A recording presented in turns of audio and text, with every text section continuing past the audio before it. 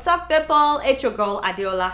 So this week, I'm telling you, I was so ashamed. I've never been this ashamed in my life. I could not believe what my eyes were seeing. When Boko Haram released a new video, you know that they've declared their own Islamic caliphate in Goza, that is in Borno State, by the way. They said they are no longer part of Nigeria. Hey, I sat down to watch the video. My people, I could not believe how confident, in fact, how overconfident and how relaxed these criminals were, matching as if they own Nigeria.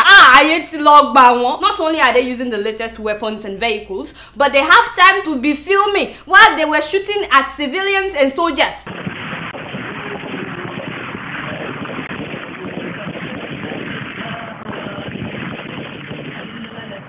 You see what I'm saying? I said, yeah, Nigeria. Niger. What has happened to you now? Our soldiers are running from Boko Haram. Kai, what a shame. Does it look to you like these are trained fighters? Of course not. But look at the weapons that they're using. Compare with the weapons that our soldiers are using. You know, AK-47 against machine guns. Who do you think will win the battle now? Even if you've never been trained. Why won't the soldiers run away? I don't blame them. In case you don't know, Nigerian soldiers are actually the best on-ground troops in Africa. Yes! For years and years, we've been the best. I don't know about now. Nigeria has the second largest army in all of Africa. So it's not like we're outnumbered. We've helped so many countries during war, like Liberia, like Mali, you name it. We have at least 363 armored tanks. We have more than 1,400 armored vehicles in Nigeria. We have at least 294 military aircraft. We have 84 helicopters that can hover over an enemy's territory. We have 53 serviceable airports. We have more than 200,000 troops. How many members do you think Boko Haram has? I personally don't think they are up to 10,000. Yes, we have more than 200,000 troops and more than 300,000 paramilitary personnel. But now, and guess how much our budget is for defense? I'm telling you, $3.7 billion. Hey. Of course, I don't know what they're using the money for. So it's not like we don't have the weapons. We do. As a matter of fact, many of the weapons that Boko Haram is using right now used to belong to the Nigerian military. But each time Boko Haram raids an army barrack, each time they go and rob the army barrack, the ogas at the top will tell the Kwekwe soldiers, don't fire back, wait for my command, wait for my command. That is what they will be telling all these soldiers until Boko Haram takes out all the weapons. Which is why we've been saying that there is a lot of politics involved in this issue of Boko Haram. There are top officials in Nigeria who have people in the military that are working in collaboration with Boko Haram. Am I making sense? If Nigeria wants to wipe out Boko Haram in one day, we can. Yes, we can. Instead, we've become the laughingstock of everybody. People are now laughing at us now. You know that our soldiers ran to Cameroon. Yawa. About 500 of our soldiers fled from Boko Haram to Cameroon. They had to surrender their weapons when they got to Cameroon. Guess what happened after the attack? They announced on state radio in Cameroon for everybody to hear that the president, Paul Biya, has ordered the Nigerian soldiers to be escorted back to their country. Can you imagine that embarrassment? Cameroon is now the one protecting Nigerian soldiers, escorting us like little kids back to our own country. Nigeria. And what is our president doing about all this? Oh, by the way, would you believe that when Boko Haram released that video, the president's media guru, that is Mr. Reno Omokri, went on Twitter and said, Boko Haram wants media attention. That is why they release boasting videos. If the media ignores them, their morale will fall. Seriously, with due respect, this sounds dumb. So we should ignore this and their morale will drop. Who cares about Boko Haram's morals? Like, should we ignore all the people that they are killing? Has he seen this video? So these are the people that are advising Mr. President. Kai, we are in trouble. And then listen to what the defense spokesperson, that is Chris Olukolade, listen to what he said after Boko Haram released the video. Any group of terrorists laying claim to any portion of the country will not be allowed to get away with that expression of delusion and crime. I don't fit laugh. Delusion? Is that what you call this? These people went into Gaza. They sprayed the town with automatic gunfire. They burnt down houses. They got rid of the emir, and you call that delusion? Hey. Oh, by the way, did he actually say that they will not be allowed to get away? Oh, please spare me. Spare me now. Why do we like to deceive ourselves? Nigerian government reject Boko Haram's claims. What does that mean? Like Boko Haram cares about what the Nigerian government reject or act? Okay, so I don't know those that are working for Boko Haram in the Nigerian military. And I don't know their godfathers in top positions in the Nigerian government, or maybe people that were in government in the past and now they are no more in government. I don't know who their godfathers are. But what I know is that if this man wants to end the menace today, as the commander-in-chief of the armed forces, as the president of the Federal Republic of Nigeria, he can do it. All he has to do is take care of those godfathers, because he knows some of them. Remember, he said Boko Haram is part of his government, so he knows at least some of them. Take care of the godfathers and corrupt military leaders. If he cannot find people to do it in Nigeria, he would find people from abroad. So long as the job is done, find mercenaries and then send out our soldiers with adequate weapons. And in one day, Boko Haram would be defeated. In one day. Chibago, how are you? Thank all of them for me that Nigerians are proud of them, and we are very proud of them. They are doing us proud. We are quite happy here back home. Oh boy, no. You this boy, I'm actually not in mood for a joke right now. This is a serious issue. What is wrong with you? And how many times do I have to say that this man needs to stop traveling every weekend? And today Germany, tomorrow Mexico. Why now? Stop traveling every weekend. Sit down at home and take care of things. You are very ready for tomorrow. You know I'm warning you. You this boy, you know I'm warning you. What is your problem? Now only you waka come. Every day I have to run after you. What is your problem? I'm keeping it real. My shout out today goes to a young man in Ghana by the name Meshack Sogah, popularly known as TT. He has no formal education, but because of this guy, his entire village now has electricity, stable electricity for 13 hours every day. TT picked up an abandoned stone crusher used by miners and he fixed it. He then attached some smaller electronic components and generates enough power to supply 27 homes. So all the homes in his village, 27 of them, are now connected to his power generator. He charges them 5 cedis, that's less than $2 per household, so that he could buy diesel, and in turn he supplies them with this very much needed commodity, electricity, every evening from 6 in the evening till 7 a.m. the following morning. All this with no formal education. I mean, the guy can barely write his own name. His village, which is known as Kakabu, has no running water, they have no clinic, they have no mobile phone network or good roads, but now they enjoy electricity, even if it's for 13 hours a day. I mean, how brilliant is that? We need people like him in Nigeria, because you know, only some parts of the country are enjoying electricity. You can believe whatever you want, but not everybody is enjoying electricity. You know that they have stable electricity in Ghana, in the cities at least, but I'm hearing now that they're also having something they call dumso, which is like, you know, something that we experience with NEPA. You know, up NEPA, down NEPA, on and off, on and off. I heard that is happening in Ghana now. So somebody like this guy should be celebrated. Now, for someone out there, if he can do it, you may also be the solution to the problem that you've been facing in your community. Anything is possible. Anything. If you're determined, just give it a shot. You never know. And if you've been doing something that benefits your community, please send me pictures or send me details of what you're doing so that I can share it with others. And guess what? I'm just keeping it real. Moving on to Cameroon, I was so sad last week to hear that a Cameroonian player was killed after playing for Club JS Kabylie in Algeria. 24-year-old Albert Ebosse was the leading goal scorer in the Algerian league last season with 17 goals. In fact, he scored the only goal for his team in that match before they lost 2-1 to USM Algeria. And that was his last game. Apparently, one of the fans on his side threw a rock at him in protest that they lost the game. They threw rocks at several of the players as they were leaving the field, but one of the rocks hit him in the head, and I can't believe that the poor guy died. It makes absolutely no sense whatsoever that he would die in such a senseless manner, especially after scoring the only goal for his side in that match. Seriously, hooliganism in football is a total disgrace, and in no uncertain terms, at all times, this must be condemned. My condolences to his family.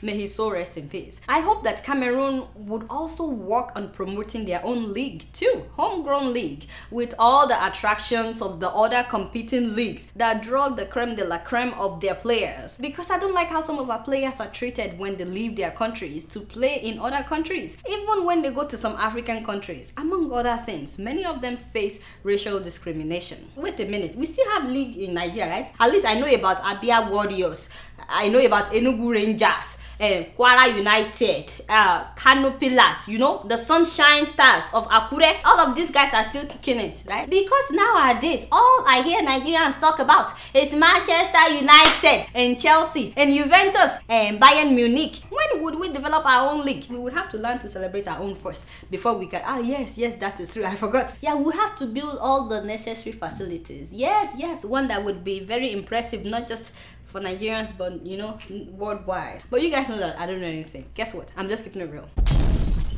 So Nigerian president has been bragging on Facebook that he has transformed Nigeria into a hub of automobile industry. Yes! In case you've not heard, we now have Hyundai in Nigeria, we have Kia, we have Nissan, and of course, Innocent Motors. All of them produced in Nigeria. Isn't that wonderful? Of course, Nigerians have been hailing the president on Facebook. Kudos to Mr. President. This is the best president we've ever had. Right on, 2015. We will vote for you as a good citizen. I said yes, kudos to my Oga at the top, you know, doing an excellent job. No, seriously, give honor to whom honor is due. Let me read the details of the good news to you guys.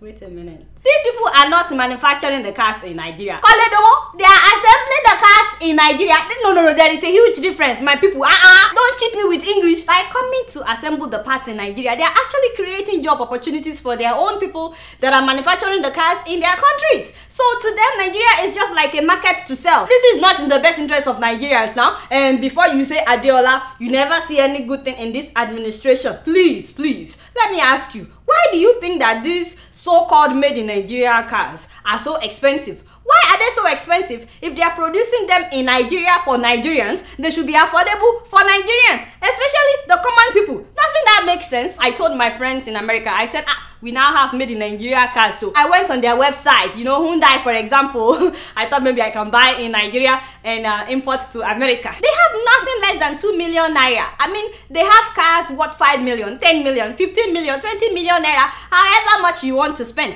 Unless you buy this small thing. Yes, i10. The least version costs between 1.5 million and 1.9 million naira. In case you don't know, 1.5 million naira is more than $9,000. So how many common people can afford? In fact, forget about common people. How many of you that are watching me will spend $9,000 on a car like this? You know we like big cars now. We are Nigerians, you know. Everybody has to know that we just bought a new car, even if it's not brand new. But who will spend $9,000 on this thing when you can find a bigger and better looking Tokumbo used car? You find it on the internet and you import it to Nigeria when you can find it for less. Unfortunately, the federal government has now increased custom duties on import vehicles by 70%. 70%! Which means that they just blocked common people from accessing affordable cars. Not to talk about many people who have just lost their jobs. I'm talking about people that are selling Tokumbo cars. And if you want to be paying every month for brand new made in Nigeria cars, of course you can do that, except the least you will pay is 57,000 naira every month for the next 4 years. 57,000 naira every month when the monthly minimum wage is 18,000 naira. This is what I'm thinking. If you are not rich in Nigeria, you cannot afford these so-called made in Nigeria cars. Of course, those who have embezzled our money. People like this, our government officials, they have no problem with this made in Nigeria cars. I'm talking on behalf of the common people. If truly this government is trying to encourage locally made cars, as they've been telling us, if they're trying to create job in the automobile industry, let them tell these foreign companies, if you want to be making your cars in Nigeria, make the whole thing in Nigeria, including the engine. You know, I'm very proud of Innocent Cars.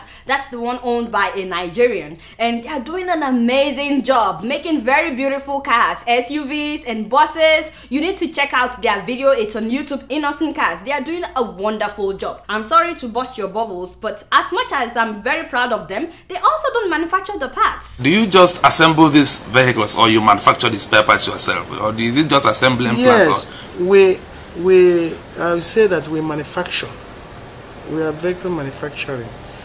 We buy components from anywhere we see the quality we need. and then we order the component from that side. Any item, we don't buy the whole thing from one place. We buy from different companies. That's why we say we are manufacturing. That's the owner of Innocent Motor, by the way. The fact that you don't buy everything in one place, you still buy them, it doesn't mean you make them. I'm not trying to discredit him at all. I'm very proud of what they're doing. But I'm trying to say that you cannot manufacture anything if you don't produce steel. Nigeria right now doesn't produce steel, but we have everything we need to produce steel. In fact, we've invested more than $7 billion in the construction of Ajaokuta Steel Company. It's the largest integrated steel company in all of West Africa. It was commissioned in 1979. Even though it's 95% completed, it has never worked. So it was abandoned years and years ago. If Ajaokuta is revived today, do you know how many Nigerians will have jobs? 140,000 Nigerians will get a job overnight. According to the Iron and Steel Senior Staff Association of Nigeria, no less than 140,000 will become employed. The place is like a town by itself. Billions of dollars have been buried in that place. And that is not the only steel company we have in Nigeria, by the way. That doesn't work. We have one in Delta State, we have one in Oshogbo, we have one in Jos, one in Katsina. So if we fix all these farms, at least more than 200,000 Nigerians will get a job. And that will solve some of the problems of unemployment in Nigeria. Do you know that we have a huge power plant built in Ajaokuta that can supply electricity for multiple states in Nigeria? Not one state, multiple states, several states, constant electricity. It has already been built in Ajaokuta. And please don't get me started. That is just one company. Itakwe Iron Ore Company was established at the same time. It is capable of generating 72.9 billion naira annually as revenue for Nigeria, and that also has the capacity of employing thousands of graduates that have not been employed for years. They actually built a railway from Metakwe in Kogi State to Ajaokuta in Warri in order to transport these things. Yet they've abandoned these projects for years. If we revive them, not only would they produce jobs for our graduates, but the cars that would be produced in Nigeria would be affordable for Nigerians, because we won't have to import anything to come and assemble it in Nigeria. Instead, we are celebrating that foreigners are coming to market their cars in Nigeria to make huge money in Nigeria. You know, I saw what the special advisor to Mr. President wrote on Twitter, Dr. Ruben Abati. He tweeted that made in Nigeria cars, Nissan, affordable, ready to use and export. I said, correction, my Oga. How do you export what you did not make? How do you export what you did not manufacture? In case you're wondering why I'm not impressed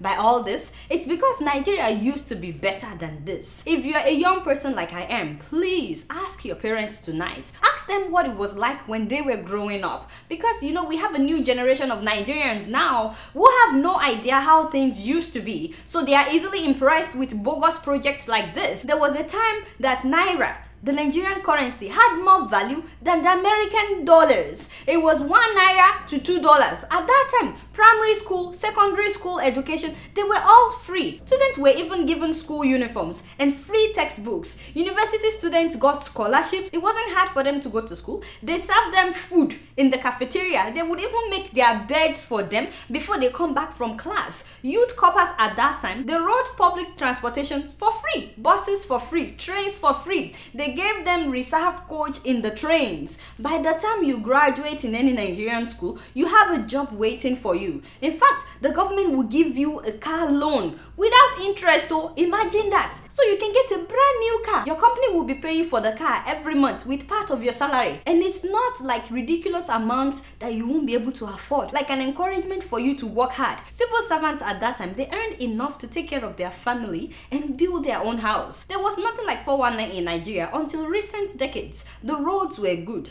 Nigeria was on the path of becoming a great nation. People actually respected Nigerians all over the world. In case you've not seen this video, this is Nigerian Prime Minister visiting the US. July 25th, 1961. America is waiting for the arrival in Washington of the Prime Minister of the Federation of Nigeria, Alhaji Sir Abubakar Tafawa Balewa. A special meaning of liberty, of freedom from outside control, and we are determined that the flame of freedom once alight shall not go out again in our continent. You see what I mean? What happened between then and now? Indians were coming to Nigeria to work and make money and send it back home because our currency was so strong. South Korea was borrowing money from Nigeria. You know, the same way that we are now borrowing money from China. People used to borrow money from Nigeria then. And please, please, please don't say that it's only because of military intervention that is why we are where we are. No, that's part of it. But even that is not an excuse. There are many countries today that were developed by military dictators. Japan used to be worse than Nigeria. But when this man took over power, even though he was a dictator, do you know that he transformed Japan to become one of the strongest countries on earth? In fact, they went to war with the US. This was not a democratic government. They used to be very poor in Singapore. It was also transformed by a dictator. I saw some before and after pictures of Singapore recently. This was their national stadium in 1973. Take a look at how the thing looks like right now.